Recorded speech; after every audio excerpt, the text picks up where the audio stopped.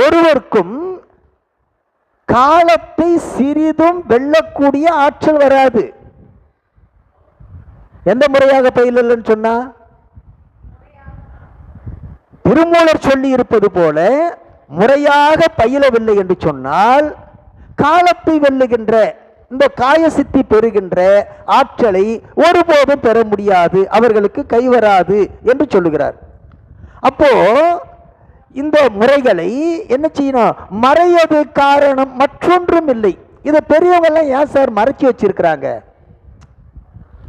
அவரு திருமூலர் சொல்றாரு, மறையது காரணம். இதை பெரியோர்கள் உணர்த்தாமல் மறைத்து வைத்திருப்பதற்கு காரணம் மற்றொன்றும் இல்லை, வேற ஒரு காரணம் இல்லை.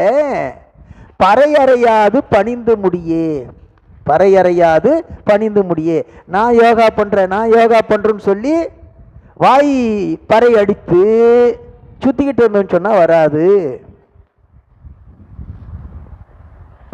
திருமூலர் சொல்றாரு, இதை பெரியவங்க ஏன் சார் இப்படி மறைச்சி வச்சிருக்காங்கன்னு சொன்னா, பக்குவம் இருக்கக்கூடியவர்கள் அந்த நாட்டம் இருந்துன்னு சொன்னா அந்த நாட்டத்தை உடைய ஆன்மாவுக்கு பெருமான் வழிகாட்டுவான், இங்க போன்னு சொல்லி காட்டுவான். அப்படி வழிகாட்ட வந்து அடைந்த குருவை பற்றி கொண்டு அவங்க என்ன செய்வாங்கன்னு சொன்னா யோகத்துல பயிலுவாங்க. மற்றவர்கள்லாம் எப்படி இருப்பாங்கன்னு சொன்னா, நான் யோகா படிக்கிறேன், நான் யோகா பண்றேன்னு சொல்லி வாய்ப்பறை அடித்து கொண்டிருப்பார்கள். அதை சொல்றார், பறை அறையாது பணிந்து முடியே என்று பேசுகிறார்.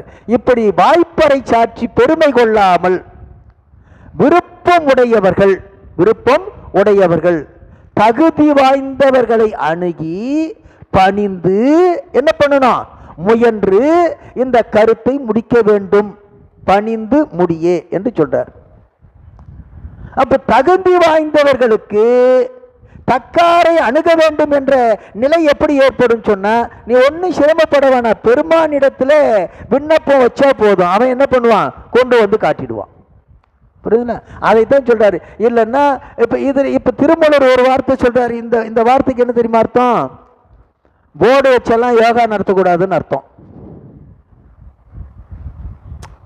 இல்ல, யோகா பயிற்சி மையம் சொல்லி பறை அறிவித்து என்ன பண்ணக்கூடாது? யோகா நடத்தக்கூடாது. யார் சொல்றாரு? திருமூலர் சொல்றாரு, பறை அறையாது. இல்லையா? அவர் இந்த பக்கம் ஒரு படத்தை போட்டு, இந்த பக்கம் ஒரு படத்தை போட்டு, இந்த யோகா பயிற்சி மையம் போட்டு, இப்படியெல்லாம் நாம் என்ன பண்ணக்கூடாது? யோகம் பயிலக்கூடாதுன்னு சொல்லி யார் சொல்றாரு? திருமூலர் சொல்றாரு. அப்படி பயின்றால் என்ன ஆகும் சொன்னா, நாம எதை நோக்கி